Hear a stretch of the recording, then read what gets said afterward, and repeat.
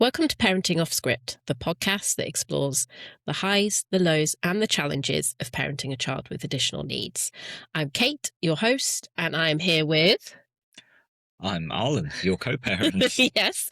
And why are we in a cupboard in our house? We're in a cupboard in our house because the school's white paper was published earlier on today. So this is a extra special bonus episode. Mm-hmm. Our son is downstairs playing video games because, as the white paper makes clear in its opening paragraph, this is all the fault of parents. And clearly we're really bad parents letting him play video games.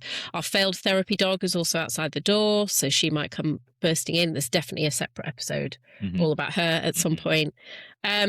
So we wanted to record today's podcast because this white paper has come out. Now, you are policy boy, so can you explain what this white paper is, what it's about? I know that you came in to chat to me on episode 2 all about it, but obviously we recorded that quite a while ago now.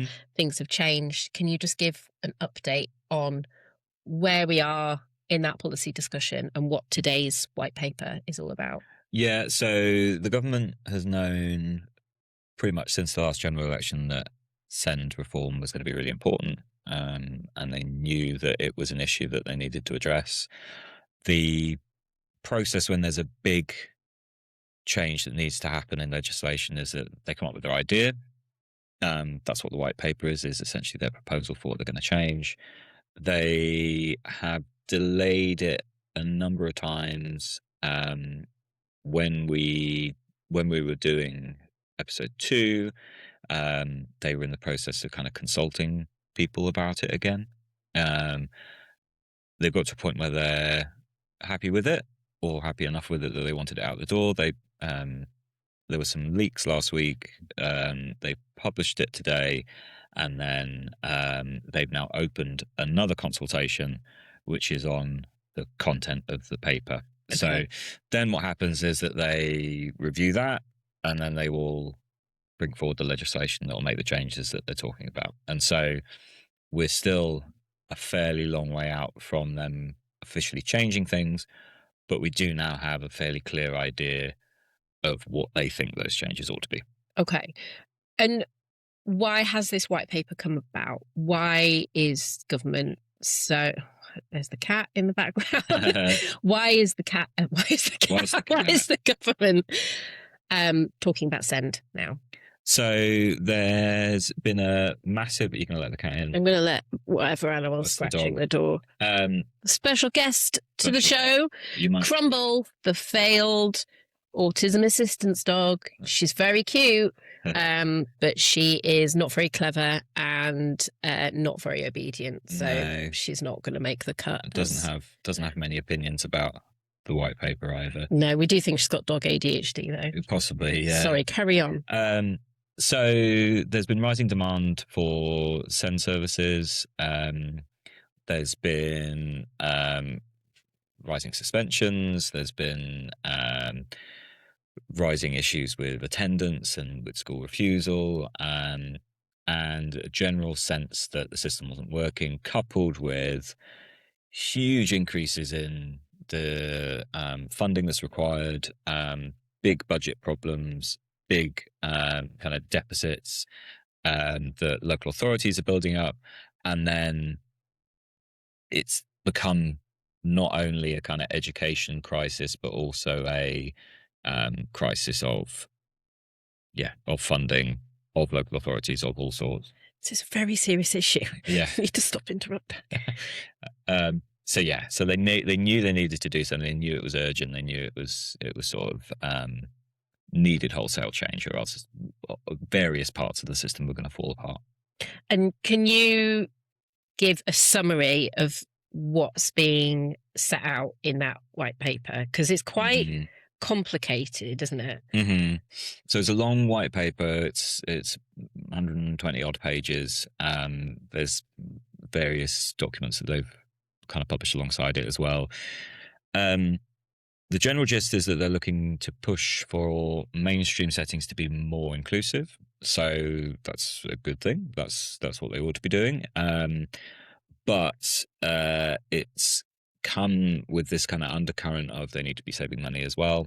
And the way that they have identified to do that is to reduce the number of EHCPs, so the number of education, health, and care plans, which at the moment are the kind of the threshold of kind of formality of kind of SEND provision.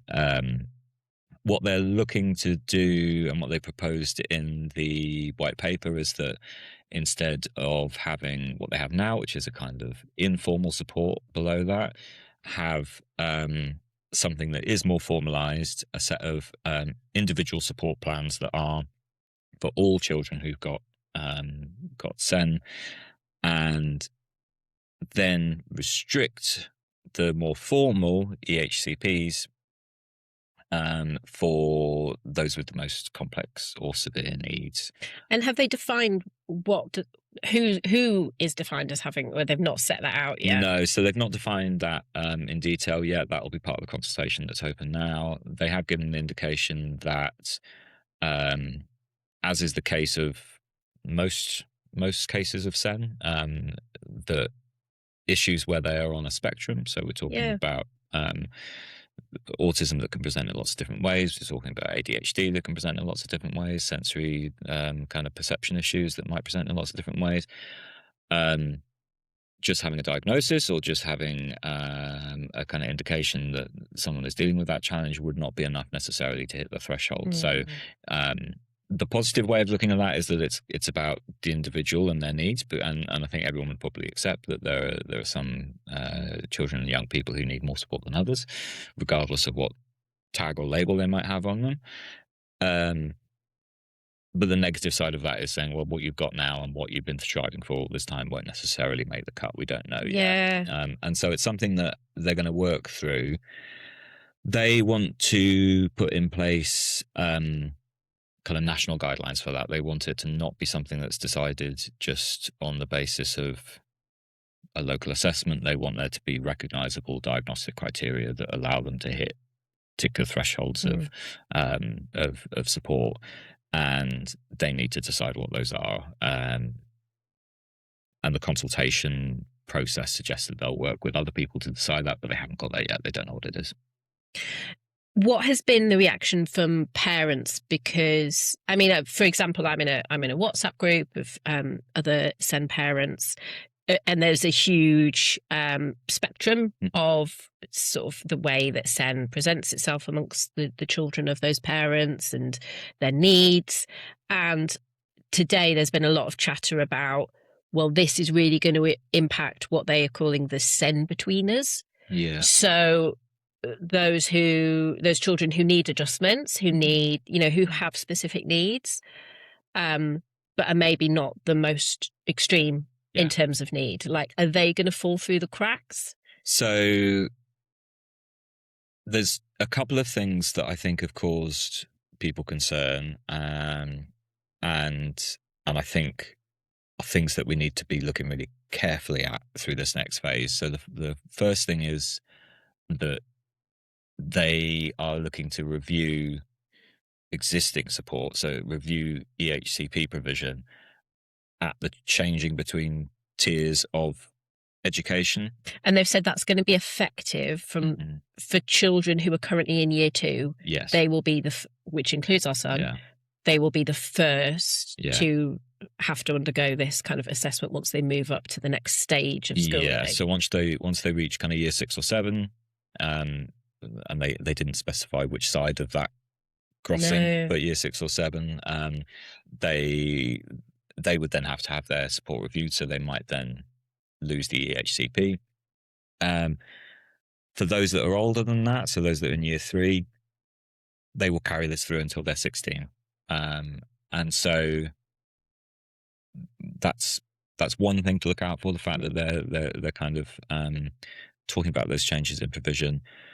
The other thing is that so they've got the EHCP at the top level. You've then got the ISP, which is the individual support plan, which is more akin to the sort of SEN support that your school would write up for you. So the idea is that the school will be able to identify needs. They will kind of come up with a plan of how they're going to address those, and they'll be able to call on support from elsewhere. So what that does is put the onus on the school to take action and to create the plan. It is a really significant shift in terms of the legal protection there. So while they are in the white paper talking really seriously about complaints processes and how they can make sure that there's accountability in the system, what they have done is changed the positioning of the kind of legal support. I can hear the dog crashing around out there. What's she doing? Crumble. Trying to jump on my desk out there. Have you got cake on your desk? I've got an empty cake bag for regular Joes in Tynemouth, and they're jumping up. She's jumping up at it. She's got it now. There's nothing in it, so she'll be fine. But what they've shifted and changed is, so at the moment the EHCP provides legal protection for the support that's being provided. So in that it says, here's what this child needs, and you have to provide it. And if they don't, you can challenge it. It's one of those things that I feel like they might change. But in the paper at the moment, it says there is a legal requirement on schools to create the individual support plan.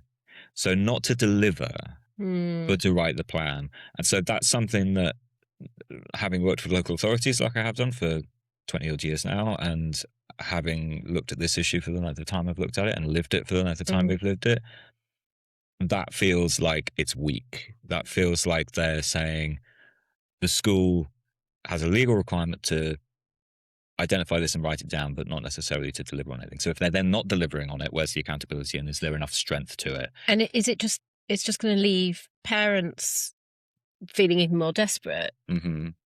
Because if there's no mechanism for them to challenge it and say, well, no, you need to deliver that.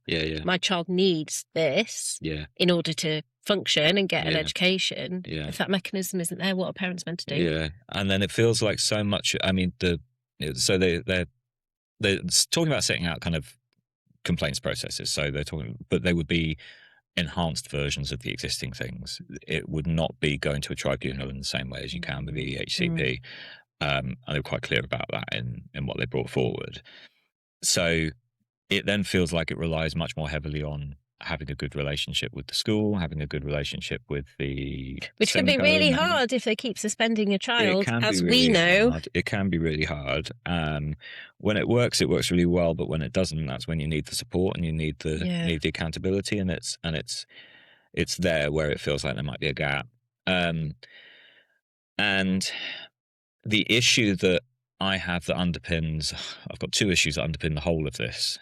So the first one is a kind of from a practical perspective. They talk quite a lot about if you can strip away the kind of formality of the process, and if you can strip away the need for external assessment and the need for someone else to take a view on it and to make a decision, they claim you can get there quicker, you can get to the support quicker. But then the sort of support they're talking about is teaching in smaller groups, is speech and language support, it's access to educational psychologists, and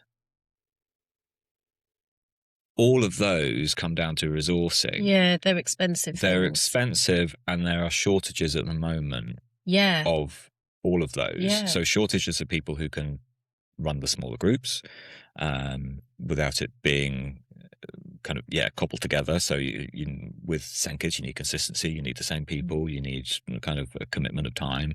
That's difficult for schools to provide in-house, so they would need to bring in someone. They talked a little bit about floating specialists and people that maybe come from specialist settings and come in and help these things. How's that going to work on a practical level if they're doing that in every school? It's so difficult, and so I think they're gonna struggle to deliver on that. Educational psychologists and speech and language therapists in particular, there's national shortages of those. I just don't know how they're going to address that. There's nothing in the paper about pipeline of skills to deal with that. So that's an issue. And then the other general problem I have with it is it is such a industry side document. It reads like schools have been doing all of this stuff, and schools have been doing all these brilliant things, and schools have been working really hard, and there's a lot of stuff that, I mean, maybe it's my defensiveness, maybe it's my Maybe it's your PDA. maybe it's that my our son's PDA. inherited. Maybe it's my It's pathological demand avoidance. For Maybe- anyone who's not familiar, he sure has a mild version of. I'm sure everyone is familiar. Everyone who knows you will be familiar with it. Yeah. But the thing that's there, and the thing that I read from it, is this subtext of parents aren't engaging, parents aren't reinforcing the norms, parents aren't backing schools, and they have, in that, it's slightly cushioned with some of the language, but it feels very much like we're calling on you to do this. We can't, like, schools cannot do this alone. We'll talk about how they actually open the document, that paragraph. So there's there's the foreword from Bridget Phillipson as the Education Secretary, and then there's the exec summary of the document, and the second paragraph of it starts off by saying that it begins with family, and talks about the need for kids to grow up in a happy, stable, loving home environment. And my immediate response to that was that my hackles went up, and I was like, well, are you saying that send children because aren't in that environment? A lot of the stereotyping around send children. I mean, look at the discourse recently around school transport for send children. Mm-hmm. And there's an awful lot of, well, these parents are demanding that their children go to a specific school. Why can't they take them, or why don't they just move closer to the school? And it's a lot of blaming of the parents, not, oh, do you know what, we massively cut the number of specialist settings over the last few decades. So for example, in our area there's only 2 special schools. Yeah. So of course you're going to have to transport some kids there across, a really wide area. But I think a lot of parents will have felt the same as you when they read that. It's like, oh right, we're being blamed again. And I think a lot of schools know it's not the case. That a lot of schools will see the effort that families put in. A lot of teachers will want to work really closely with parents. I also think before I had children, I probably was of the view, oh yeah, no, send kids, they've probably, just not been supported by family. Yeah. And so, I on paper, you'd think we'd be decent parents, and yet we have a child with some quite extreme behavioural challenges. So I think it's wrapped up in a lot of emotion for us, isn't it? Yeah, it is. And I think that's the thing that's missing from it. I think I was concerned through last year that they weren't speaking to parents enough. And even that when they held a kind of, they called it a national conversation, where they went out and they did a few they did about a dozen, I think, kind of in-person events in various parts of the country. But it felt very it felt very limited, and it felt quite exclusionary. And I think the issue is that it's missing the humanity. I think if the paper had said it in a couple of places, we know how hard this is. Yeah, we recognise the pressures on parents. We know how hard you're working, and you shouldn't have to work this hard to get the support your kids need. And because I think this is what's so galling for a lot of parents who have heard about this white paper or maybe read through it, is if you've fought for years to get your child, like, their basic educational needs met, and you've fought for that EHCP, or maybe you've gone to tribunal and you've appealed it and all of that, to then hear, oh yeah, no, we're changing it all again. It's so demoralising, isn't it? Yeah, it is. And it's difficult because, as you said just a minute ago, before you were living it, you probably wouldn't have understood it. And I think that's the situation that we're probably in with policymakers, is that there will be people, and there are MPs, or there are people on Labour's backbench who are living this. There are people, there's plenty of people who've worked in education, there's plenty of people who are married to people who worked in education who are in policy. So there are people who can and do get it, but whether that quite reaches the kind of the front lines, I don't know. It doesn't feel like it, and in the phrasing, it's not there. And the thing that is missing, I mean, I've written about this quite a lot, but the most recent thing I wrote was at the end of last week, and I talked about the need for trust. Yeah. And there's nothing so far that works about rebuilding people's trust in the system other than, and this is what they would say, we've just launched a white paper, there's all this stuff in it, but it doesn't speak to the fundamental breakdown in that relationship between SEND parents and the public sector, because it's very difficult for us, and I'm sure a whole lot of other SEND parents, to trust that schools and local authorities and central government are going to get this right. And the idea that it will fall back on schools in the majority of cases, particularly, as you say, those kind of send-betweeners, the ones that need certain adjustments that won't come close to the criteria of reaching the kind of specialist level. They're gonna need some really, really significant reassurance that there's the right accountability in place and that there's the right levers they can pull on when things aren't working, because it's at the moment it's difficult to understand how that would function. We'd all love the mainstream system to be really inclusive. I just don't think they're going to do that in 3, 4, 5, 10 years. It's going to take so much longer than that. And what you can't do is start removing support that's hard fought and hard won before that inclusion is built into the mainstream system. And I worry that they're going to try and do that, and it's all going to fall down. Yeah, and nobody wins. Mm-hmm. Parents are under even more pressure. Teachers, schools are under even more pressure and don't have the resources to deliver what they're being asked to do. And ultimately, children miss out. That's what's really upsetting, isn't it? It's the idea of kids who are going to be affected, the most vulnerable kids. Yeah. And that's the thing, is that, and so lots of the language is positive around it.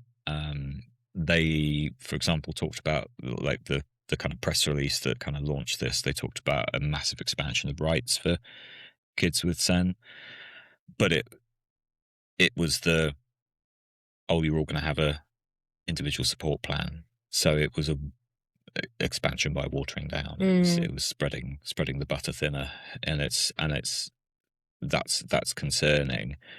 You're not going to get that cultural shift. You're not going to get the level of expert kind of intervention that you need. It's just not going to come quickly enough. They've set aside 200 million for staff training. It's really not a lot. It's not enough, because there's about 600,000 teachers and 400,000 teaching assistants, so they've got like a couple £100 each. Yeah. It's not going to go very far. You're certainly not going to change the kind of culture of an entire education system by doing that. So they're going to have to work harder on that stuff. And I think the thing that we need to do is everyone needs to keep laser focus on what they need, and keep a real kind of close eye on stuff as it develops. This is a government that does change its mind. So if there's something in there that gets a reaction, particularly from their backbench, they probably will respond to it. And the thing that I do have some faith in is that there are enough people in Parliament who know enough about this, both in the Commons and the Lords, that they'll go through this in detail, and we will know. We might not necessarily be able to influence it, but we'll know what it means in detail by the time it comes through Parliament. But we've got from now until the middle of May as a consultation period. I would then imagine they'll try and bring legislation in September, right, or kind of around that time to kind of take it through. But they're going to be, for the next few months, hopefully doing a bit of listening. But people should try and, either you can respond directly. They have asked for parents and carers to respond, or if you're members of groups, if you're members of organisations, keep an eye out for people that are putting together responses, charities, and kind of support organisations, because they'll all be putting something in. Yeah. And so there is an opportunity to feed into it, and also the old classic of write to your MP. Write to your MP. Yeah. Yeah. Okay. Thank you. That's been. Yeah. I mean, it certainly helped me understand it. Mm. I know that this is your area of expertise. And there's loads more in there. So that's the thing, is that they drop these documents out, and I say it's 118, 120 pages. I've read as much of it as I could this afternoon, but there's loads more. And there's a whole paper on neurodivergence in education as well that they've launched at the same time. And so there's lots in there for people to pour into. So this is going to run and run and run and run and run. It'd be really interesting to see how the conversation kind of moves on maybe over the next few months, what voices are heard. Yeah, be watching really closely. I like to end each episode with like a bit of a silver linings, optimistic things, or nice things in experiences of parenting SEND children that have maybe happened recently. I was thinking about one in regards to our son. For any fellow millennials who remember Phineas and Ferb, Phineas and Ferb is a real special interest in our house at the moment, isn't it? And he has started drawing pictures for the first time of his favourite characters from Phineas and Ferb. He's never really drawn before, has he? Wouldn't really pick up a pencil or anything. And yesterday afternoon we sat and we just all drew pictures for ages, and he drew some brilliant pictures. And it was lovely. It honestly, it made me so emotional. Something as simple as that, something that a lot of neurotypical kids have probably been doing for years at this point. But seeing him actually do that just was lovely. How about you? So yeah, I mean that was really lovely. The fact he was doing it from memory as well, and like was so kind of interested in it. He always times his special interests. It's not far from his birthday, and he always times them. So you think, oh, I'm gonna like the Star Wars special interest. Star Wars. Oh, and you got. I got a whole bunch of Star Wars action figures like in the run up to Christmas, and then by the time it got to Christmas, he was he just wasn't interested. He was into Minecraft by then. So I'm holding. You even got a lovely like wall covering, a Star Wars wall covering. And he said, "Nah, take it down. Don't want it." Yeah. So I'm holding off on the Phineas and Ferb merch. Sorry to the Phineas and Ferb Empire production crew. But yeah, so that was lovely. It's been really nice that it's been sunny. And so that's the last couple of days. So that's been really good. And as we were driving into school this morning, he was in the car saying, "Oh, it's really nice when it's sunny. It's so much nicer when it's sunny," which is, it's just nice. So I think he was in a good mood as we were going in. And especially considering this was the first day back after half term. Yeah. For a lot of kids, it's really hard, isn't it? Like going back to school and getting back into that. Yeah. But I think, he seemed almost eager to go back to school, which I think, to bring it back to the topic, is a reflection of, because he's in a specialist setting, that is the right setting for him. They understand him.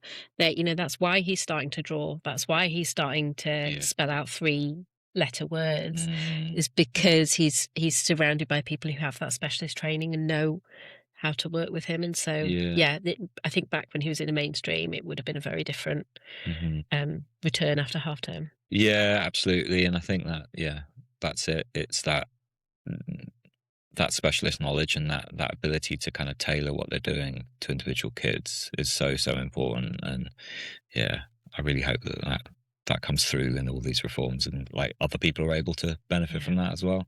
And that kids like our son are able to keep hold of it. Build more specialist schools. That would be my suggestion. But thank you so much. I would do the usual, tell us where we can find you, but the answer would be in this cupboard in our house. Yeah. That's where you sort of live now. I'm going to turn all the lights off and just sit in the dark now, just recover from reading that paper. But no, thank you. And please do follow us on socials and subscribe and leave a review, because it really helps other people to find the podcast. Would love to hear your thoughts on the white paper and the policy announcements. So please do add your comments below. Thank you.